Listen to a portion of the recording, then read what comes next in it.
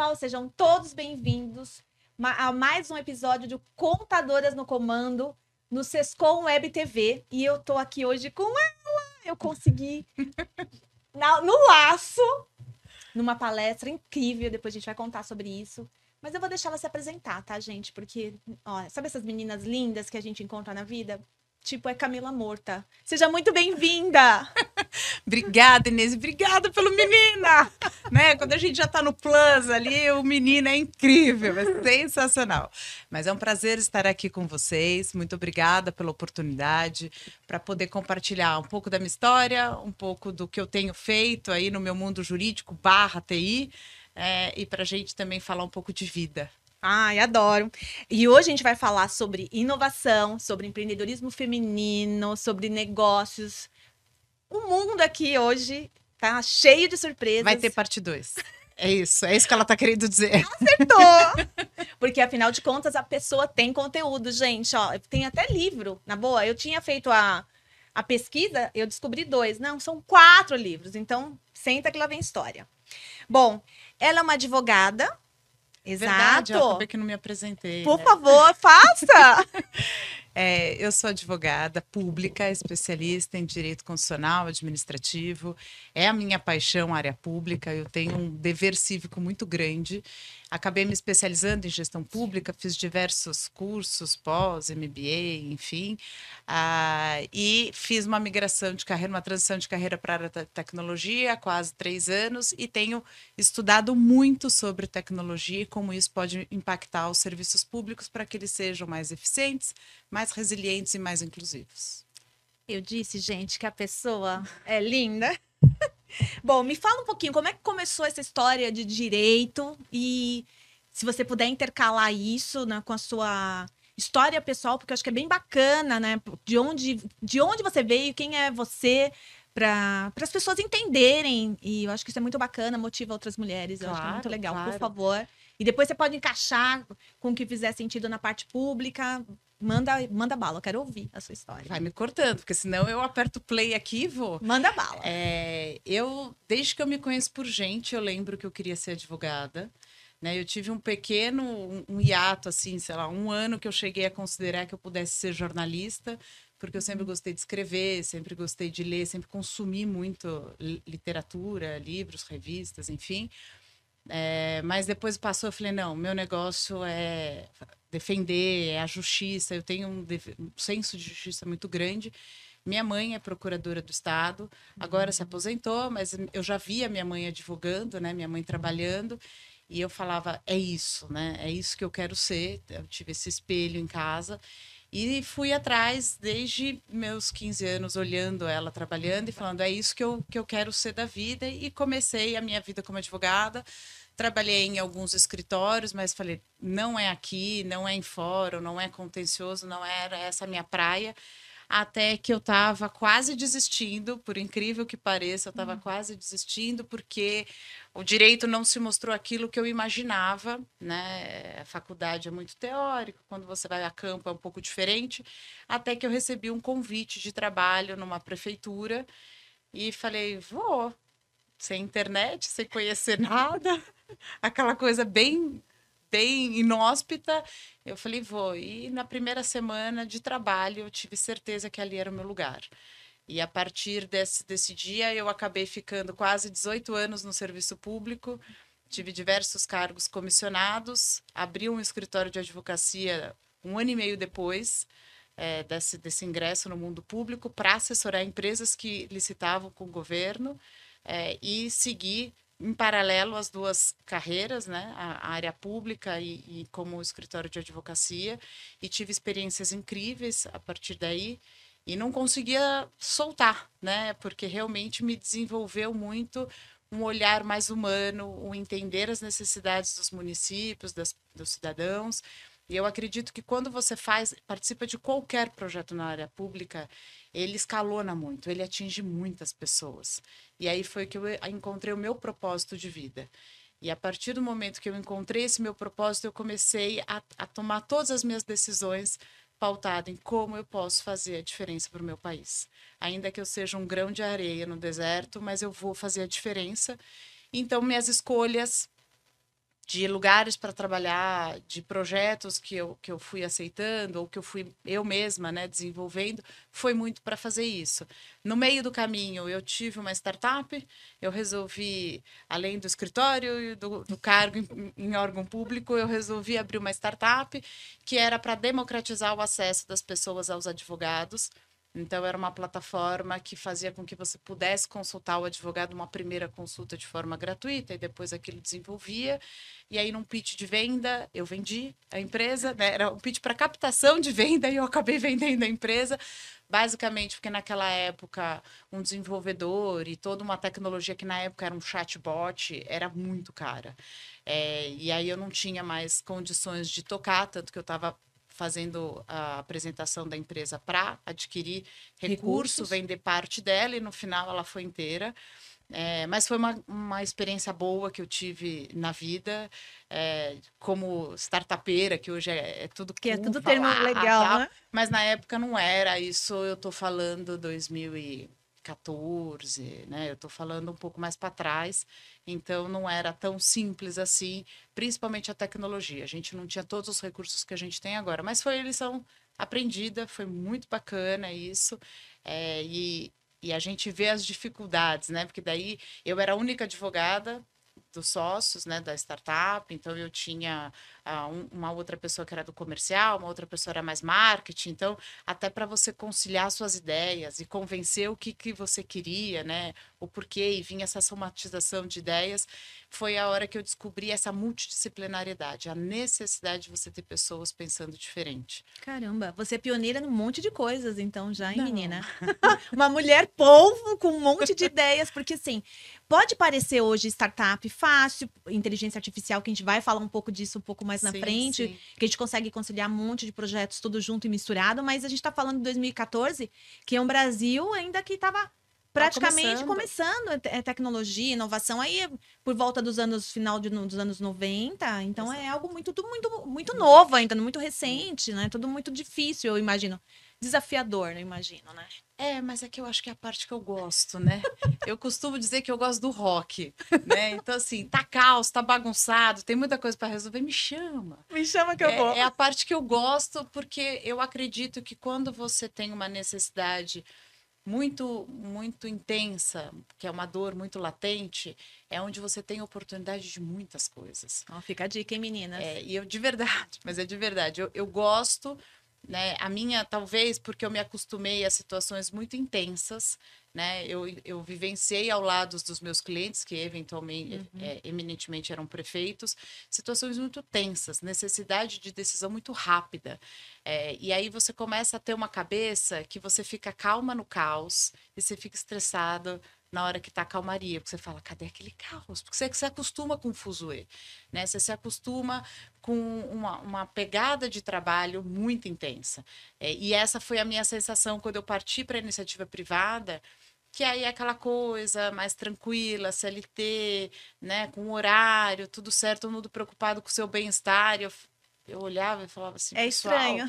isso daqui não é normal. Não, mas por quê? A gente está trabalhando muito, a gente está com horas, tal. Eu falei, pessoal, vocês não têm noção que é em governo. Em virada de eleição é 16 horas por dia. Imagina.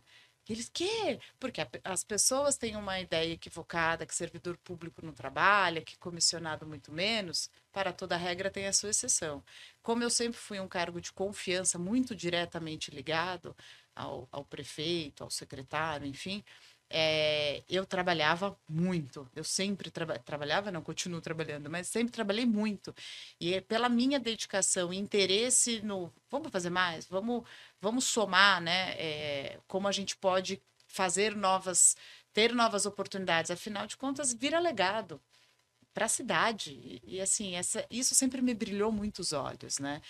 Tanto que depois eu fui para uma estatal, fui ser diretora jurídica de uma estatal, e nessa estatal foi a oportunidade que eu tive de fazer uma construção de reorganização administrativa, de criar área de governança, de inscrever a estatal na ONU, de fazer o compromisso de cumprimento das ODSs, e tudo isso para mim foi incrível, porque a gente foi no par e passo de mostrar para a prefeitura de São Paulo que a prefeitura também tinha que vir, de que o cumprimento das ODS não era uma agenda 2000 lá de 30, Dá uma que pausa, estava longe. explica o que é o DS, porque eu não sei o que que é. Desculpa. A E eu fico Organização das curiosa. Nações Unidas, a ONU, ela tem uma agenda chamada Agenda 2030, que estabeleceu os Objetivos de Desenvolvimento Sustentável, que são os ODS. Nós temos, e o Brasil é signatário dessa agenda, nós temos 16 ODS, saúde, educação, erradicação de pobreza, a parte de justiça, paz social, enfim, tem diversos, são os 17, e esses 17 se desdobram em 168 metas. E todos os países que assinaram essa agenda têm um compromisso de atender essas metas, que são metas basicamente para um desenvolvimento econômico e social do país de forma mais sustentável. Caramba, gente. E olha, eu tô impressionada porque o que que acontece? A gente estando de fora e como profissionais da área contábil, a gente depende muito do setor público. Exato. E eu não imaginava que o setor público tivesse esse tipo de preocupação. Então você está me desmistificando e mudando a minha mentalidade, tá? Mas exatamente isso. As pessoas têm uma construção equivocada de que setor público é só politicagem e pessoas que não trabalham. E como eu disse, toda regra tem a sua exceção, e no caso nós temos profissionais incríveis, altamente capacitados, e que estão sim preocupados com o Brasil, e que estão sim preocupados em fazer políticas públicas eficientes, eficazes, que estão engajados em trazer uma modernização, uma transformação para o país.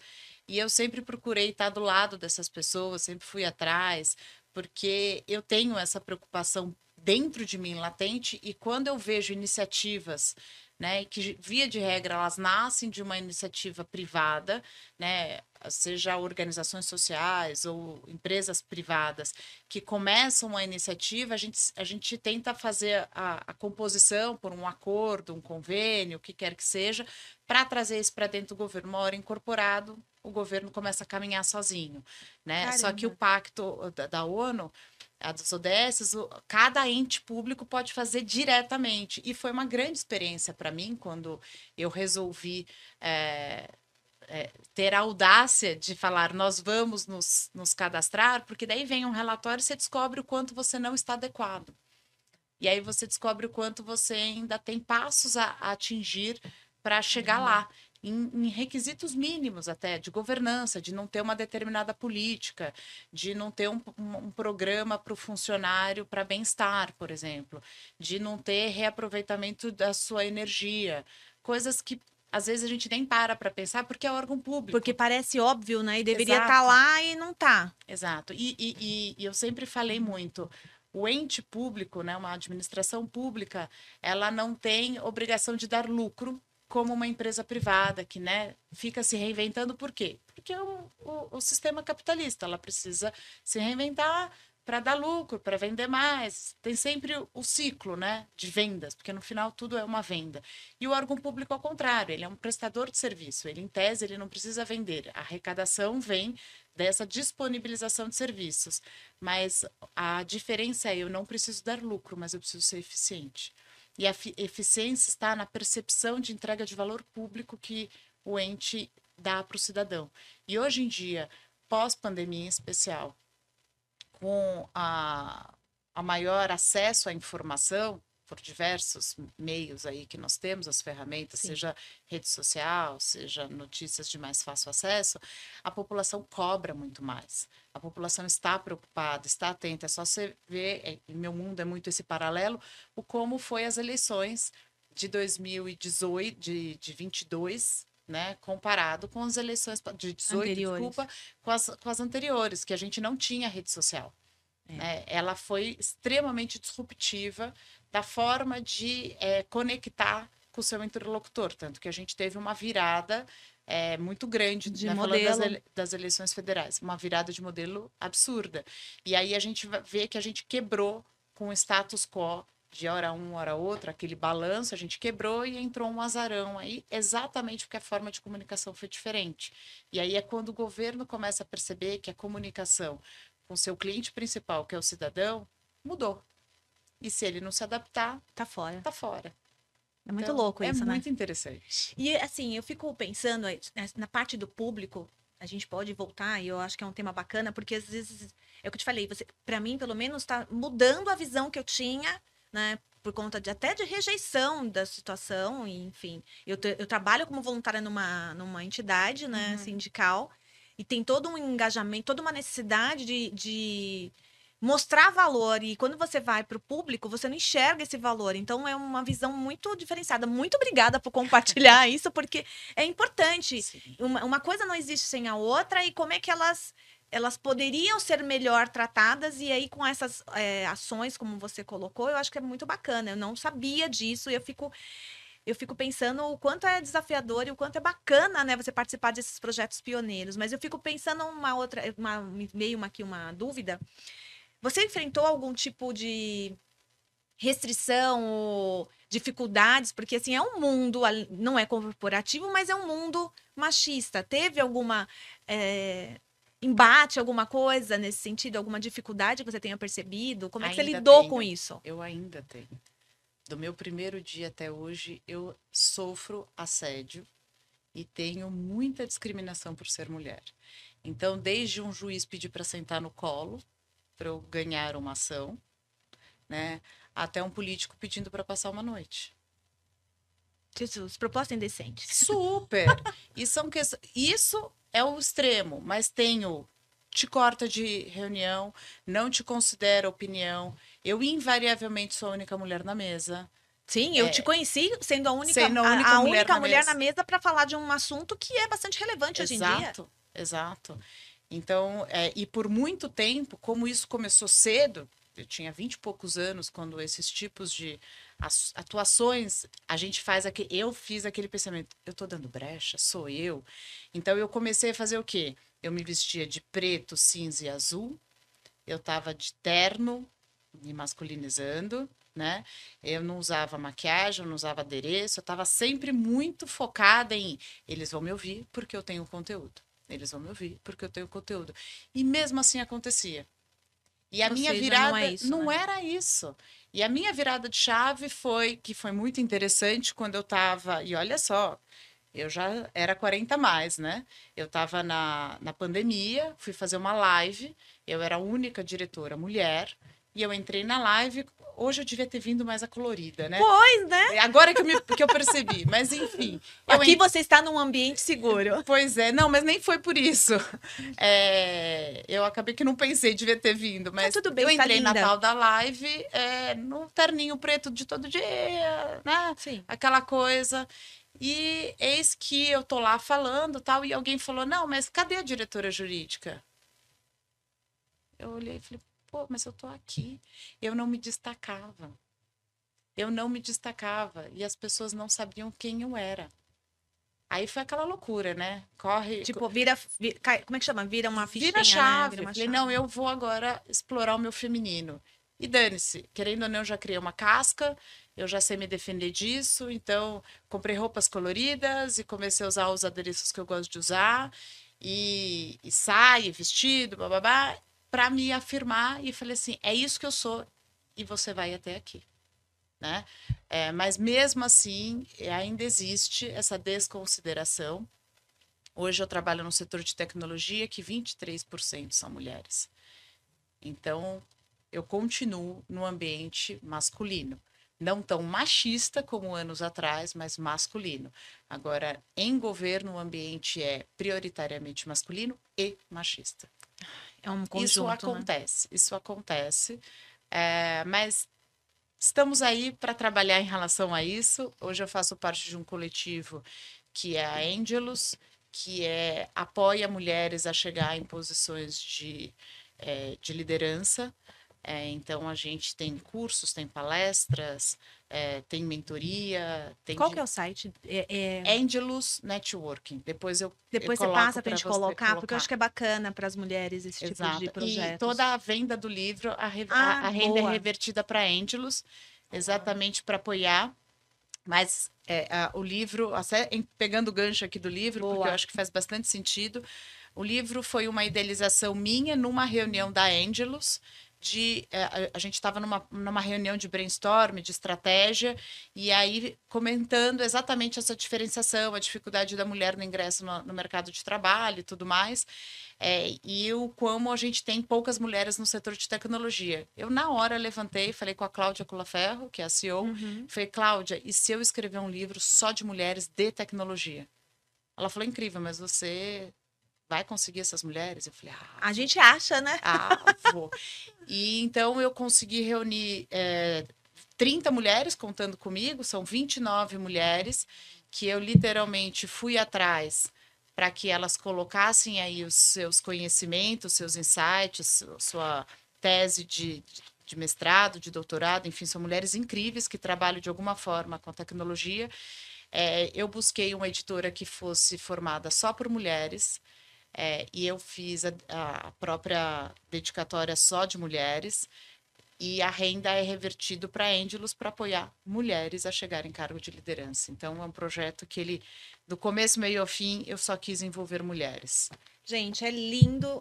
Eu tive a oportunidade de conhecer a Camila. Ela estava falando sobre inteligência artificial, justamente nessa diferença entre entes, né, públicos, um totalmente antenado com chatbots, inclusive, e o outro só com o lado negativo da história. E ela foi brilhante ao colocar todos os cuidados e intercalar esses dois cenários dentro do movimento ali, dentro do que a gente estava falando. Inclusive, estava o Ives Gandra, foi um evento incrível. Foi incrível. E eu tive a oportunidade de conectar com ela, porque eu brinco, né, que as minhas amigas precisam ser bonitas, inteligentes. E essa daqui tem 4 livros. Então, esse aqui é o uso da inteligência artificial e a inclusão digital nos serviços públicos, tá? Camila Murta e mais 30 mulheres e o valor revertido para esse projeto incrível. Então, acho que vale. Esse aqui é o meu, essa minha eu já comprei.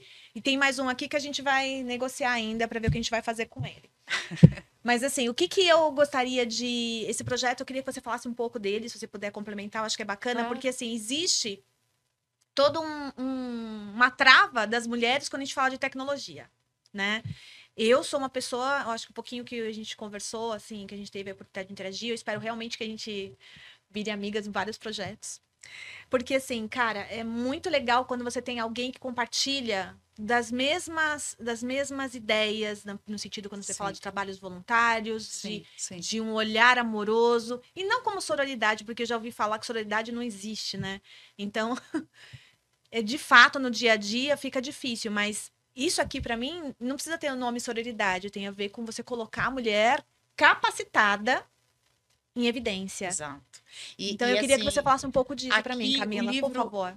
Ele foi um grande desafio para mim, porque na hora que eu pensei, idealizei, sabe quando você imagina assim, céu de brigadeiro, né? Tudo vai acontecer tudo rápido, tudo certo, tal. E aí eu pensei, poxa, eu quero falar de inteligência artificial, de inclusão digital com mulheres. São 3 trends do ano de 2024. Sim, bombando. E eu quero fazer isso esse ano. Eu tive a ideia em fevereiro. Caraca, então foi tudo feito nesse ano? Foi tudo esse ano. Eu tive a ideia em fevereiro, em outubro eu lancei o livro. Né? Então, se parar para pensar, ele foi muito rápido. Foi muito rápido. Mulheres em ação. E isso que eu tive o tempo de minerar essas mulheres, né? De ir atrás. Muitas delas eu fui atrás em Facebook, né? LinkedIn. E aí tinha as que não respondiam. Aí eu achava alguém que eu conhecia, que conhecia aquela mulher. Porque sempre tem, né? Porque eu queria aquela mulher. E aí teve mulheres que quando eu conectava, ela falava assim, sabe o que é? Eu nunca escrevi artigo. Eu não sei escrever. Eu não, né? Não tenho tempo. Mas aí você via a pessoa se boicotando. E eu marquei entrevista em vídeo com todas elas. Porque eu queria ter essa conexão. Porque não era só eu querer ela. Ela queria me querer. Ela precisava me querer comprar também, a ideia, né? E assim, eu consegui reunir essas mulheres num pitch. Eu não tinha nada, eu tinha a minha ideia, eu construí o sumário e fui atrás delas por assunto. Pelos assuntos do sumário que eu comecei atrás. E teve a mulher que fala que não sei escrever artigo, nunca escrevi. Eu falei assim, eu escrevo contigo. Eu vou com você. Ah, não, mesmo assim eu não vou saber. Eu falei, então vamos fazer o seguinte, eu vou pegar o teu assunto. Eu vou pesquisar, eu faço perguntas, você só me responde a pergunta, eu gravo e depois eu transformo um artigo. Ou seja, não tem desculpa, amiga. né? Você tá dentro. Eu quero você. E eu acho que quando eu fiz esse tipo de movimento e a pessoa falou, sério que você me quer? Eu falei assim, olha quem é você. As Você é pessoas não se grande. enxergam. Você é grande, mulher. Acredite em você. Você é capaz. Não se esconda mais. Então, isso foi muito bonito, porque teve esse bastidor. Eu tive um outro bastidor, que eu queria uma outra editora, e quando eu virei para esta outra editora e falei que eu queria que a renda fosse revertida para X Sim. instituição e tal, eles falaram: não, a gente não vai, não quer aceitar, tal. Eu falei assim, posso te fazer uma pergunta? O seu conselho, ele falou assim, o conselho não autorizou. Eu falei, o seu conselho é formado por homens héteros de cabeça branca? Sim. Então eu entendi. Quem não quer sou eu. Então são esses tipos de movimentos que eu precisei tomar, de me posicionar. E quando eu fui, eu falei, bom, então agora eu quero uma editora que já saiba que eu quero repassar a verba. Né, que já saiba o que eu quero. Então, eu fui atrás, mas quando eu consegui em contato com a Bookbar, que, aliás, é uma editora incrível, ela é sustentável, ela é maravilhosa, eu falei, olha, meu tempo já está correndo. Eu tenho para o dia do lançamento. Então, assim, agora a gente vai trabalhar de trás para frente. E me ajuda a fazer esse negócio acontecer. Né? Então, ela foi incrível nos prazos, conseguiu cumprir tudo. Ela teve um deep amor, dive ali, um cuidado, porque ela entendeu o projeto. Então, para mim, foi uma satisfação, uma realização enorme, porque eu trouxe 29 mulheres comigo. E no o dia do lançamento, que a gente fez um aqui em São Paulo, dia 23, e o outro em Brasília, dia 30. Inclusive, o livro está na Biblioteca Nacional. Ele foi catalogado para ser consultado por todos os servidores públicos de forma gratuita, pela relevância do tema. Então, isso é muito bonito, né? O que você consegue na hora que você constrói e traz para dentro do projeto pessoas engajadas, competentes, que estão numa área de atuação potente, mas que estão escondidas. Sim, porque não tem voz nem vez. Exato. E essa foi a minha intenção. Eu quero dar voz para as mulheres. Eu quero dar voz para mulheres. Tanto que a gente tem organizado vários eventos para falar do livro. E eu falei para elas, meninas, eu não preciso estar em todos os eventos. Eu coordenei, mas ele é para todas nós. Vamos nos revezar, somos 20, 30, né? Somos em 30. Porque se revezar, você vai ter um maior alcance. E outra, eu tenho mulheres de 6 estados diferentes, de 9 profissões diferentes. Eu tenho jornalista, eu tenho advogada, eu tenho da área de TI, eu tenho engenheira química, como que era? Não era química, era engenheira de produção. Então, eu tenho outras áreas, mas que trabalham com tecnologia. Dentro do segmento Dentro dela. exato. Então, são uma junção de skills, de personalidades e de contatos também. Eu tô Muito ansiosa pra ler. importante. Mas o livro, cada capítulo, não é um livro que você precisa ler sequencial, cada capítulo é um capítulo único, mas ele mostra a potência de projetos, de teses, daquilo que aquela mulher acredita, porque meu único disclaimer para elas, né, meu único aviso foi: a gente não pode fazer publicidade de empresa nenhuma, porque o livro não é para isso, e não omita opiniões partidárias, coisas do gênero. O resto é com você, faz teu show. O que eu fiz foi revisar esses artigos. Você usou inteligência artificial para fazê-los? Não. Eu não usei a pessoa não precisa. Não por isso. Eu não usei porque a inteligência artificial ela ainda não está treinada com todas as regras gramaticais e a correlação de ABNT que a gente precisava. Tá, então, entendi. tinha uma questão de você ler. Eu, pelo menos, na hora que eu fui ler a estrutura, eu procurei não mexer na construção mental daquela autora, porque é o jeito dela de pensar e de se expressar, né? Então, eu quis preservar aquilo. Por exemplo, eu gosto de falar em terceira pessoa, eu não gosto de falar em primeira na hora que eu estou fazendo um texto, porque eu entendo que esse é um texto técnico, ele é mais, você acaba se colocando mais distante, mas tem pessoas que colocam na terceira do plural, estamos, nós, fazemos, vejamos como acontece em outras cidades. Tem pessoas que trazem isso, né? Se coloca como parte ali no artigo. Eu gosto sempre de ter, porque é o meu vício de advogada. Que eu sempre Entendi. falei como eu estou defendendo uma pessoa perante um juízo. Então, não é, o problema não é o meu. Então, eu sempre Entendi. me coloquei um pouco mais distante naquilo que eu estava defendendo e acaba que meu jeito de escrever é assim. Então, eu quis preservar. E aí você tem que ter esse olhar humano que o robô não está treinado. Entendi. E como é que entra a parte de tecnologia aí, passando um pouco dessa questão que você trabalhou no privado, perdão, no público, fazendo toda essa. Teve a startup, a questão dos projetos, e assim, depois eu quero voltar um pouco, porque não é só esse projeto que ela tem, tá, amiga? Você não tá entendendo. Tem um monte de coisa aí. Mas eu queria entender a parte do privado, porque assim, o que eu consegui consultar e pegar no LinkedIn para construir aqui um enredo para tornar esse episódio muito especial, eu sei que você trabalha também no setor público, né? Como é que você intercala tudo isso ou eu entendi errado? Eu quero saber, porque, Eu amiga, eu quero a sempre receita. mulheres. Nós somos holísticas, né? Nós fazemos sempre muitas coisas ao mesmo tempo. Como eu te disse lá atrás, eu trabalhava no público, num cargo, tinha meu escritório, me Uhum. aventurei nas startups, com uma startup, e gosto dessa intersecção, porque quando eu atendia, eu tive muito cliente especificadamente de engenharia e de tecnologia. Lá de trás eu já comecei a atender empresas de tecnologia que na época era mais um CRM, né? Era um Hum. software, eram empresas de software, mas isso foi evoluindo até começar cidades inteligentes, que daí já eram Ah, aqueles editais maiores. Minha especialização é licitações, né? Compras públicas, sim. então eu acabei permeando muito isso. E quando eu estava aqui do lado de uma empresa de engenharia para eventualmente impugnar um edital, ela me dava um olhar do engenheiro, do técnico. E eu, do lado de cá, eu era a assessora do prefeito que estava diretamente coordenando estrategicamente quais seriam as licitações a serem realizadas no município. Então, eu pegava o que era crítico aqui, que ele me dava, e construía aqui algo mais estruturado. E essa conexão foi passando. E desse lado, ele também me dava uma visão de eu tenho limitações, eu não consigo fazer o ideal, o inimigo como que é? O bom é inimigo do ótimo, ao contrário, né? Como que é? Whatever. Whatever.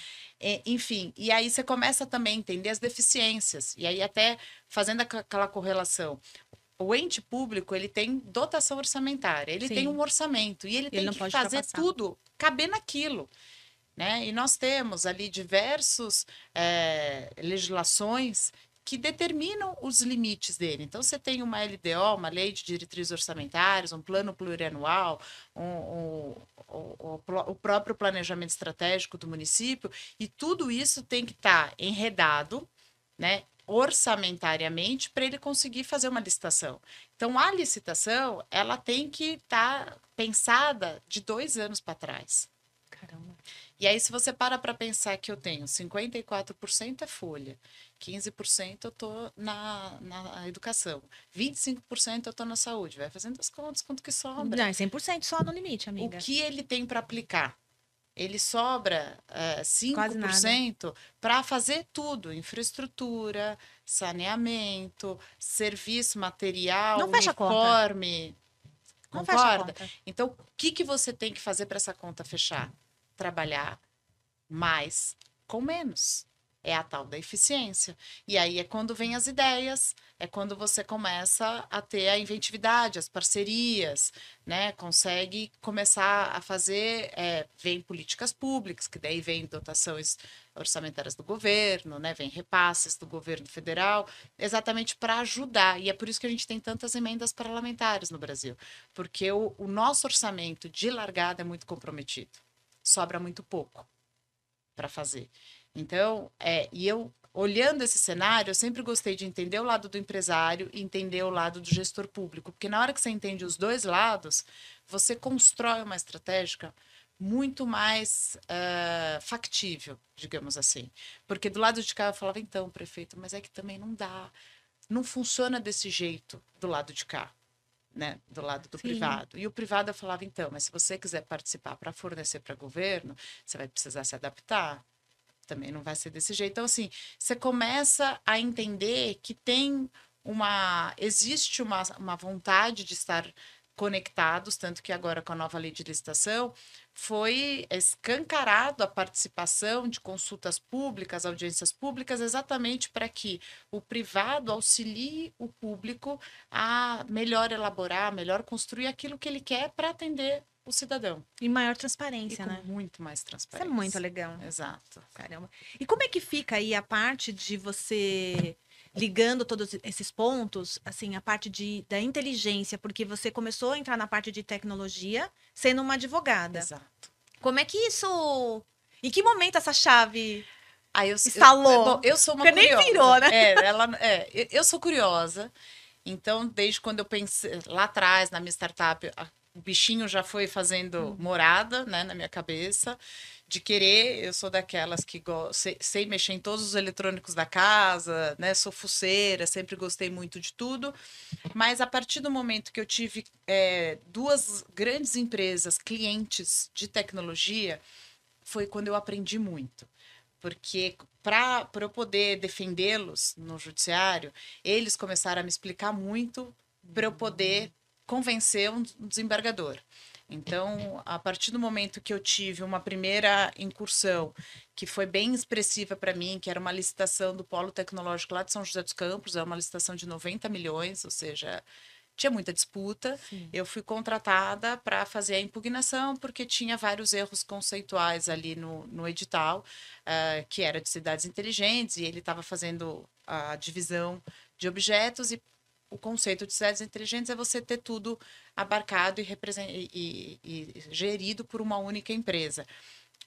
Falando assim hoje é muito óbvio. Mas não era lá atrás. Mas lá atrás isso não era. E quando eu virei para o cliente e falei, ok, nós vamos entrar com mandado de segurança e eu vou brigar e bababá, e o negócio subiu. Eu tive que fazer uma sustentação oral no Tribunal de Justiça aqui de São Paulo para os desembargadores. Quando eu vi todos homens, héteros, cabeça branca, tá, eu falei, caramba, eu preciso traduzir isso aqui, que seja o corriqueiro. E eu fiz, né? Eu fui na sala de todos eles, previamente à audiência, porque eu queria sentir eles. E eu sou mulher, eu gosto de ler pessoas, né? Então eu jogo iscas para descobrir reações, porque eu gosto de saber que banda cada um tá tocando. E aí na hora que eu percebi, ninguém vai estar do meu lado. Eles não vão entender essa brincadeira. Se eu ficar no meu objeto aqui batendo, eles não vão. E aí foi a hora que eu tive a ideia de fazer uma comparação com futebol. Eu falei, Caramba. isso eles vão entender. Detalhe, eu não entendo nada. Meus filhos vêm e falam pra mim, mamãe, eu jogo na lateral, não sei o que. Eu falei, como que é? Tá, o que é lateral, amigo? Mas eu consegui, né, com a ajuda do cliente, e foi muito interessante, porque eu falei pro cliente, eu tive esta ideia, me ajuda na construção. Porque se eu fizer da forma um discurso jurídico, tecnológico retinho, aqui, não vai. E na hora que eu entrei, assobiei e falei, começa a partida. Numa sustentação oral dentro do Tribunal de Justiça. Eles olharam para mim e pensaram... Eu achei que já tivesse achado de tudo nessa vida, mas vocês viram que só piora. Você imagina os desembargadores, todos, eu consegui a atenção de todos. Todos olharam para mim e falaram assim, ela tá no lugar errado. Essa mulher não sabe onde ela caiu, bateu a cabeça, tá doida. Juiz apita o... Eu sei lá o que foi que eu falei, mas eu lembro que eles me deram toda a dica. Eu ouvi jogo de radinho, né, pelo rádio, para ir pegando uns trejeitos. E aí eu fui contando. Na hora que você passa a bola, não sei o quê, né, e aí o time é todo mundo junto. São jogadores individuais, mas eles representam um time só. Cidades inteligentes é isso. Um jogador é o que vai fazer isso. E eu comecei a contar. São várias posições. Jogador, time, o juiz, eu contei o papel de cada um ali do time para eles conseguirem entender o que eu estava querendo representar no mundo da tecnologia. Resultado, eu ganhei, né? E a gente conseguiu ter a primeira jurisprudência de cidades inteligentes do Brasil nessa decisão. Então foi algo assim que para mim foi muito marcante, porque a tecnologia já era algo que eu conseguia entender com facilidade. Anos depois, como eu falei, eu fiz minha transição de carreira. Hoje eu estou na AWS, a Amazon Web Services, que é serviços em nuvem, e eu estou na parte estratégica de venda para governo, de uma consultoria especializada que se chama ProServe. E quando eu entrei lá, eu pensei, pô, eu entendo alguma coisa de tecnologia. Doce ilusão. Né? E algo que me marcou muito foi quando, na entrevista, eles falaram: você tem curiosidade para entender do universo? Eu falei, muita. Eles falaram, você tem duas coisas que a gente quer. Seu conhecimento jurídico e a seu conhecimento de governo, mas você não tem o skill de tecnologia. Eu falei, me põe na área mais técnica que vocês têm, que eu vou aprender. E aí, na hora que eu... Achando que, né? Vou arrasar. Na hora que eu entrei, eles, ó, então, você tem que tirar a certificação de nuvem, de segurança, de não sei o quê. E na primeira prova eu bombei, porque era tudo em inglês, era na Berkeley. Enfim, era uma coisa bem complexa para mim. Aí, com 3 meses, eu falei, eu me demito. Eu não vou aguentar isso daqui, eu não sei. Os cursos de vocês começam a API, não sei, eu não sei o que é uma API. Né? Eu tinha essa dificuldade. E aí o meu chefe da época virou e falou assim, você quer? Eu falei, eu quero, porque isso faz parte da nova geração. E eu quero poder Fazer aprender. parte, né? Daí ele falou, então eu vou pôr um professor particular com você todos os dias para você tirar a certificação. Hoje eu tenho 6 certificações pela AWS. Consigo entender, óbvio que eu não desço na filigrana, óbvio que eu não chego a uma discussão de construção de uma infraestrutura, mas eu consigo entender diversos conceitos e consigo usar e saber o para que serve, porque eu fiz o meu hard work, né? Eu estudei muito para conseguir ter esses conhecimentos. E a partir do momento que você entende, e aí eu vou ligando meus pontos, que é o que eu sempre gostei de fazer na vida, falei, aonde a inteligência artificial pode fazer diferença no serviço público e na vida das pessoas? E aí veio a ideia toda do livro. Nossa, tô impressionada. Ou seja, né? São desafios, mas você não, você talvez quis desistir, mas algo mais forte Me fez ficar. é um legado que você vai deixar na parte dessas mulheres, porque eu tenho certeza que isso talvez algumas nunca tivessem saído da casinha delas A para esse zona de tipo de situação. conforto, E né? não é por mal, é justamente por quê? Exato. Porque se coloca na cabeça que algo é desafiador, difícil. Pode ser desafiador, difícil, mas se a gente for atrás, correr, se tiver os anjos que aparecem, não Exato. importa, né, Exato, quais exato. eles sejam, aparecem na vida da gente, transforma, né? Eu sou uma pessoa que sou apaixonada por inovação e por inteligência artificial, e eu acredito no uso consciente e da forma de melhoria de tudo que você possa imaginar. Sim, Entendeu? sim. É o que eu acredito. E é por isso que como eu digo, né, eu me pus na brecha para aprender. Porque como eu trabalhei muito com os municípios, eu vi como a tecnologia faz a diferença, como ela impacta. Mesmo que há anos atrás ela já impactava, agora então escalonou essa possibilidade, a potência é muito maior. E, e o que eu imaginei? Se eu não dominar esse assunto, eu não influencio. E eu preciso ser uma influência do bem. Sim. Né? Eu preciso fazer essa construção acontecer. De novo, eu quero ser uma areia, um grão de areia no deserto. Mas se eu tiver várias Camilas, né, várias pessoas pensando igual, a gente tem um Fortalece. movimento grande. E é isso é nisso que eu acredito. Eu tenho aqui um pouco da conversa que eu consigo, um outro projeto lindo que você está tocando, porque assim, eu ia te perguntar se você é mentora, né? Porque assim, para você ter construído estar construindo esse legado, não pode ficar só em você. Você tem algum projeto nesse sentido? Quais outros projetos você faz que você tem relacionado a esses temas que você brilha os seus olhos quando você fala? Me Brilha fala. mesmo. Vamos lá. Eu trabalhei como voluntária no Hub Mulheres, que não existe mais. Na época, a gente fazia uma mentoria de meninas mais vulneráveis. Então, era aquela questão de ajudar a construir o currículo, a roupa que se vestir na hora da entrevista, ou como se portar na entrevista. Eram coisas mais comportamentais. E tinha outras questões, mas a minha atuação era mais restrita a essas pontos. Depois me convidaram, há 2 anos atrás, no Mentor Elas, que é uma mentoria só para mulheres também. E eu fiz assim, não, eu vim aqui para ser mentorada. Elas falaram, não, você vai ser mentora.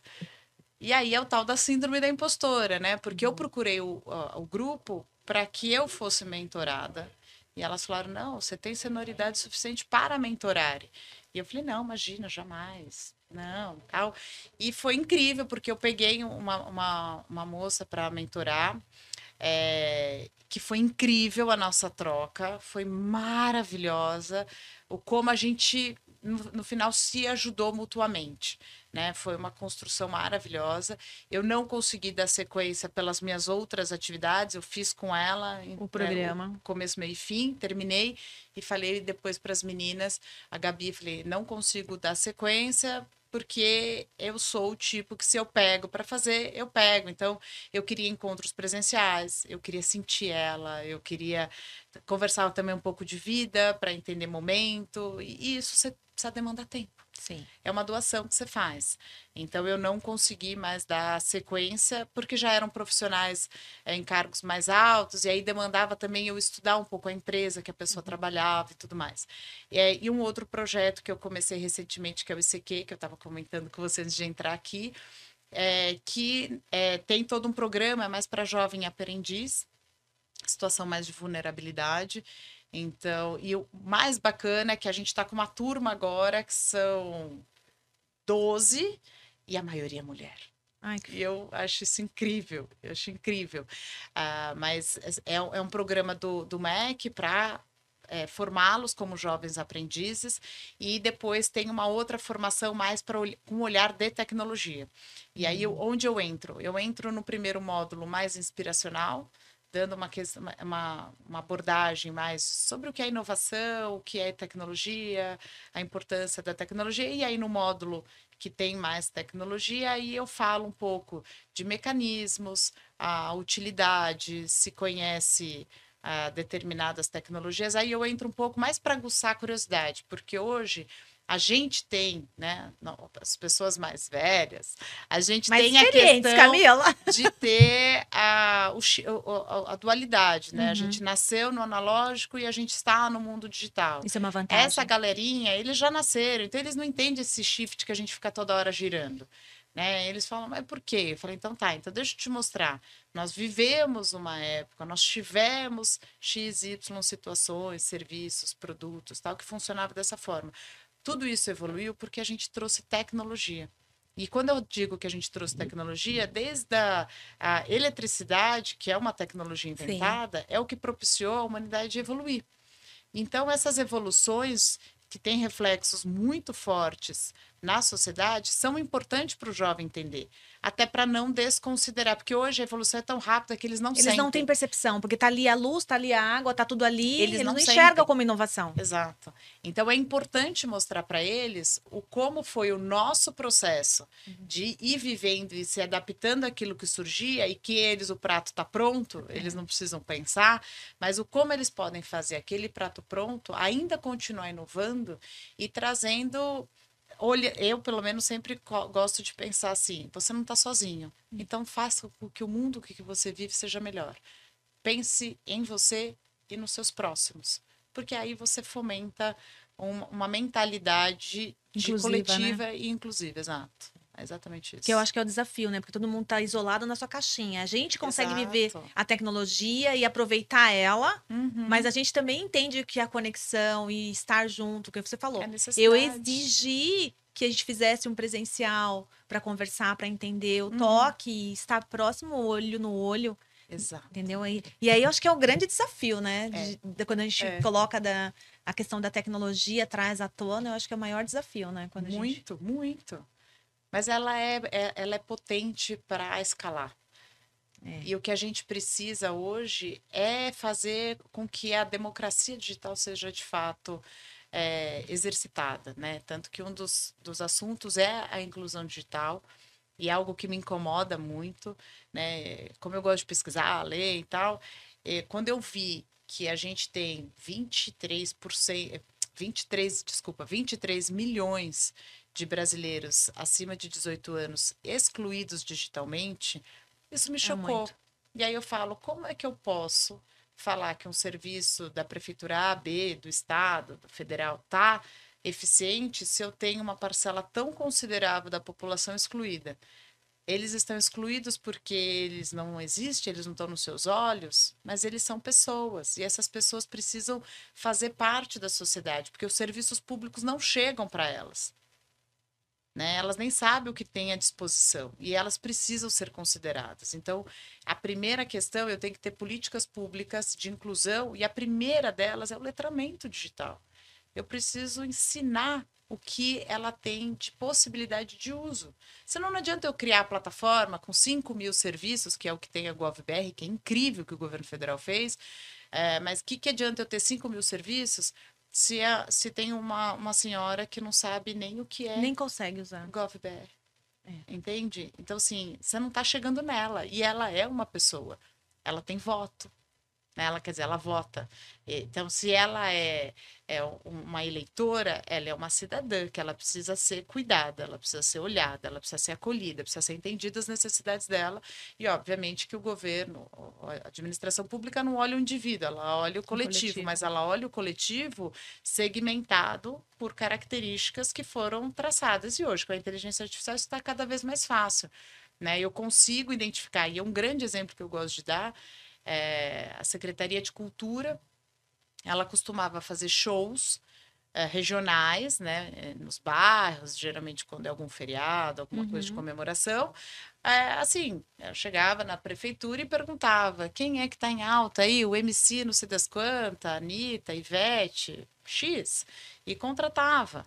Né? E acabou, e ela prestava aquele serviço, colocava à disposição o determinado show, à disposição gratuitamente, geralmente num espaço público, um parque, né, uma praça, alguma coisa do gênero. E a grande questão é, você atingiu seu objetivo? Não tinha como medir, né? Não sei. Teu público queria isso? Não sei.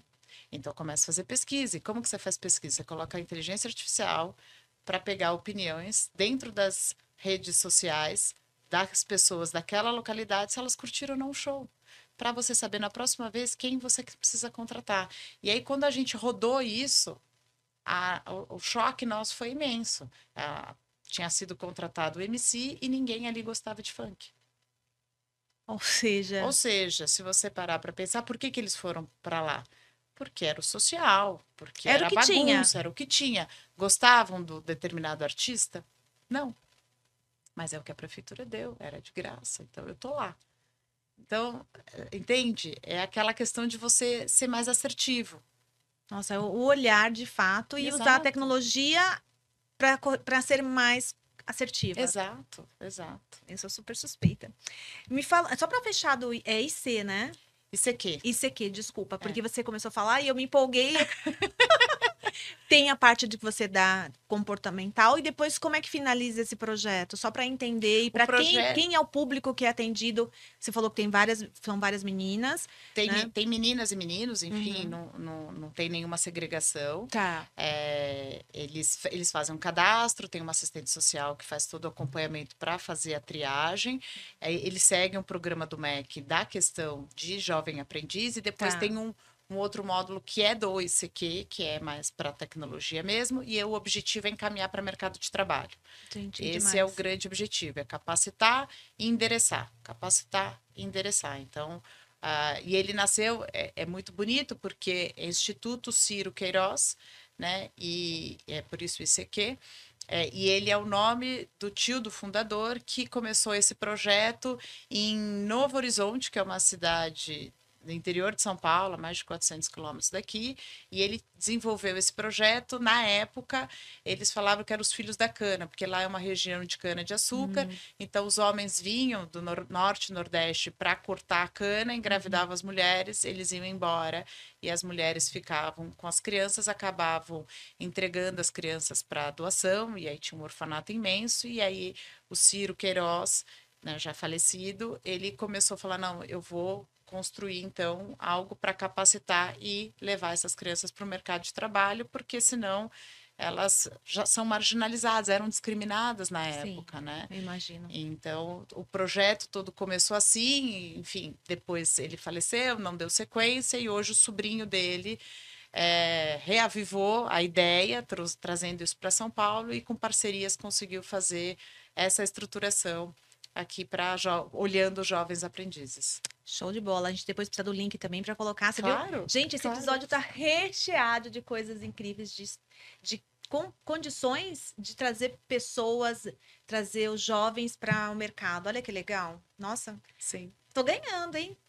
Tô feliz, porque você encontrar pessoas que têm um propósito bem definido, mulher, inteligente, e que tem uns projetos incríveis, assim, é ouro, é preciosidade.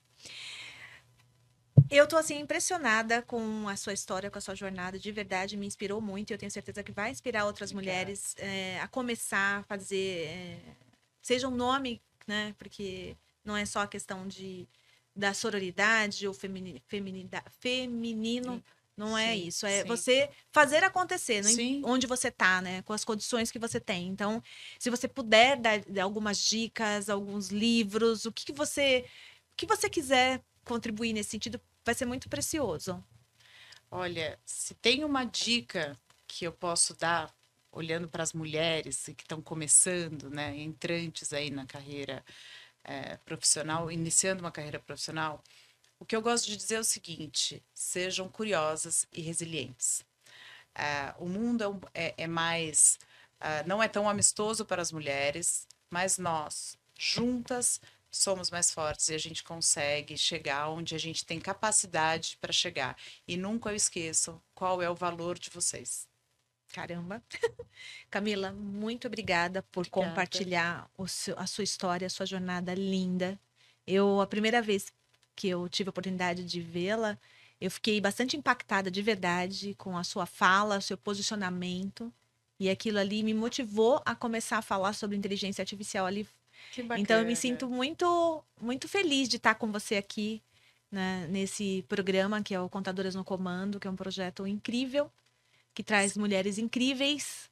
E a sua história vai ajudar outras profissionais da contabilidade a começar a serem curiosas e resilientes. E resilientes dentro do que elas estão fazendo. Então, eu fico muito feliz e agradecida pela oportunidade. Eu que agradeço. Eu quero você para falar depois da sua história pessoal, bem mais a fundo, né? Porque eu sei que vai precisar. Enfim, você quer fazer o último comentário aí? Fique à vontade. Por favor. A fala é tua, a pauta é tua, fica tranquila. Então, eu vou finalizar aqui agradecendo. E eu escrevi porque da história dela eu realmente sabia que ia sair muita coisa legal. E hoje a gente aprendeu que como a inovação e o empoderamento feminino estão transformando o mundo jurídico, né? E os desafios aí de trazer novas possibilidades, né? De forma consciente. Então, muito obrigada, Camila, mais uma vez. Obrigada. Agradecer o seu tempo. E a gente vai colocar o link dela do Instagram. Se você quiser colocar, já falar o seu Instagram. O meu Instagram é Camila Murta ADV. No LinkedIn é Camila Murta, Camila Cristina Murta é meu nome inteiro. Aí depois eu passo o link da Angelus e do ICQ para ficar tudo registrado, porque são projetos que valem a pena conhecer, engajar, patrocinar, enfim, o teu público aqui é vasto, a gente já faz a publicidade, já fala tudo. E o livro tá na Amazon, e aqui é uma publicidade dupla, né? É o meu livro e na Amazon. Mas a gente também fala, o meu livro anterior, que era um manual de uso de tecnologia, de contratação para tecnologia no governo, também está na Amazon.